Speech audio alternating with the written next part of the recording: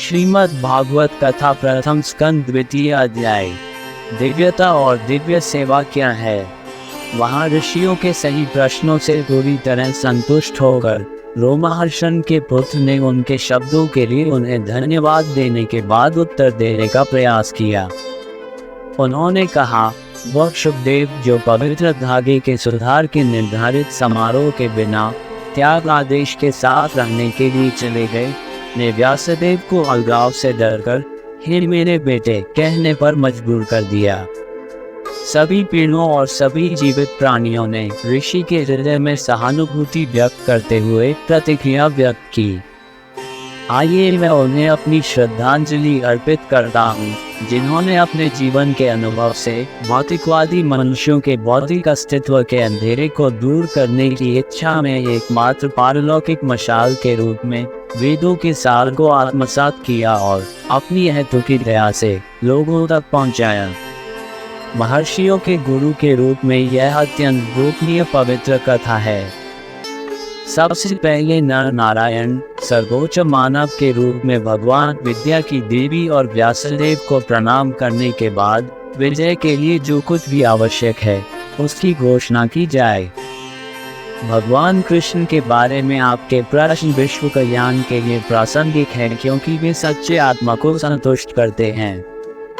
मानव जाति के लिए यह निश्चित रूप से बिना किसी अन्य उद्देश्य के पारलौकिक सेवा प्राप्त करने का सबसे अच्छा तरीका है। इस प्रकार कृष्ण की सेवा करने से वैराग्य और अकारण ज्ञान प्राप्त होगा। मानव जाति अपनी अपनी स्थिति के अनुसार अपने कर्तव्यों में जो करती है वह बेकार श्रम है जो कहीं नहीं ले जाता है, यदि यह ईश्वर के प्रति इस आकर्षण के संदेश की ओर नहीं ले जाता है। किसी की व्यावसायिक गतिविधियां निश्चित रूप से परम मुक्ति के लिए होती हैं, न कि भौतिक लाभ के अंत के लिए। नहीं, ऋषियों के अनुसार भक्ति में कर्तव्यपरायण लोगों की भौतिक प्रगति इंद्रिय संतुष्टि की प्राप्ति के लिए है।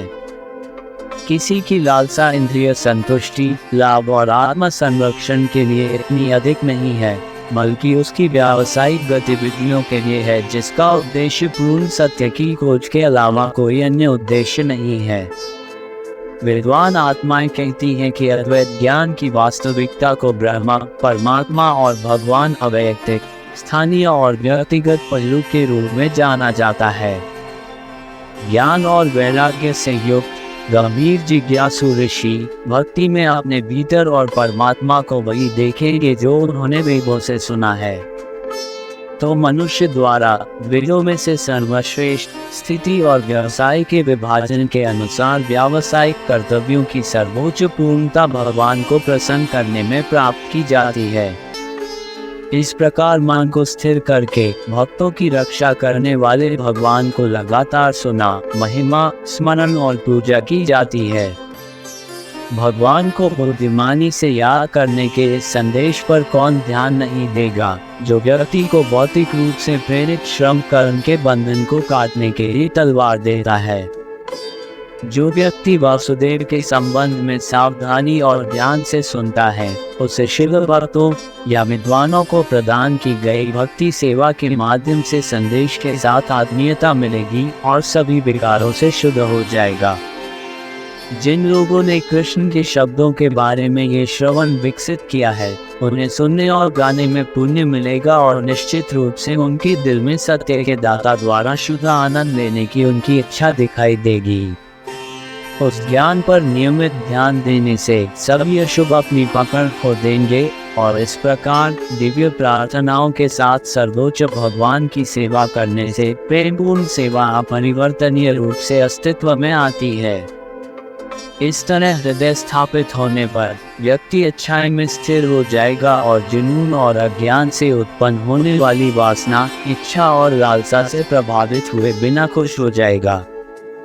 भगवान की सेवा की उस संगति से उत्साहित मन मुक्त ज्ञान की वास्तविकता को प्रभावी पाएगा। स्वयं को स्वामी के रूप में देखने से निश्चित रूप से हृदय की गांठें कट जाएंगी और भौतिक रूप से प्रेरित प्राणियों कर्म की श्रृंखला और दुख समाप्त हो जाएंगे। इसलिए सभी दिव्यवादी निश्चित रूप से भगवान कृष्ण की सेवा से हमेशा प्रसन्न रहे हैं। यह आत्मा को जीवंत बनाता है। पारलौकिक व्यक्तित्व का अंतिम लाभ, जो प्रकृति के भौतिक गुणों जैसे अच्छाई, जुनून और अज्ञान धीमेपन के साथ साथ पालनकर्ता विष्णु, निर्माता ब्रह्मा और संहारक शिव के साथ जुड़ा हुआ है, निश्चित रूप से है। मनुष्य को सतोगुण विष्णु के रूप में पाया गया। जैसे हमारे पास यज्ञों से निकली लकड़ी है जो धुआं पैदा करती है, वैसे ही हमारे पास अज्ञानता से उत्पन्न जुनून भी है जो अच्छाई की ओर ले जाता है, जिससे आवश्यक प्रकृति का एहसास होता है। जो कोई भी इन ऋषियों का अनुसरण करता है, जिन्होंने पहले प्रकृति के इन 3 गुणों से परे दिव्य भगवान की सेवा की थी, बहुत सी लाभ का पात्र है। देवताओं के कम आकर्षक रूपों को अस्वीकार करते हुए वे बिना किसी ईर्ष्या के भगवान विष्णु के कई रूपों के प्रति समर्पित हैं।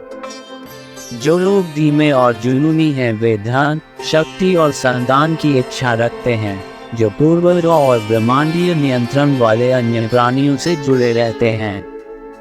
लेकिन भगवान कृष्ण ज्ञान के उद्देश्य, यज्ञों और योग के उद्देश्य, सभी भौतिक गतिविधियों के नियंत्रक, सर्वोच्च ज्ञान, तपस्या, धर्म की गुणवत्ता और जीवन के लक्ष्य हैं। अभिव्यक्ति की शुरुआत से वह इस आंतरिक शक्ति के द्वारा सभी रूपों का कारण और प्रभाव और प्रकृति के गुणों का पारमार्थिक निरपेक्ष रहा है। यद्यपि वह उनसे ऐसा प्रतीत होता है कि वह सृष्टि के गुणों में प्रवेश करके उसका एक हिस्सा मात्र है, वह चेतना में उससे ऊपर एक पूर्ण प्रबुद्ध प्राणी है। वह परमात्मा के रूप में सभी जीवित प्राणियों में सृष्टि के स्रोत के रूप में व्याप्त है, जैसे लकड़ी में आग होती है और विभिन्न जीवित संस्थाओं के रूप में चमकती है, साथ ही वह पूर्ण व्यक्ति भी है। उस परमात्मा ने प्रकृति के गुणों से प्रभावित सूक्ष्म इंद्रियों को अपनी रचना में जीवित प्राणियों में प्रवेश करके बनाया, जिससे वे उन गुणों का आनंद ले सकें। इस प्रकार वह सभी को सतोगुण में बनाए रखता है, अपनी लीलाएं करता है, दिव्य, मानवीय और पशुवत प्राणियों की सभी दुनियाओं पर कब्जा करता है, स्वयं अवतरित होता है। श्रीमद् भागवत कथा प्रथम स्कंद द्वितीय अध्याय समाप्त। धन्यवाद। आप देख रहे थे गॉड ब्लेस टीवी हिंदी। हमारे साथ जुड़ने के लिए सब्सक्राइब अवश्य करें।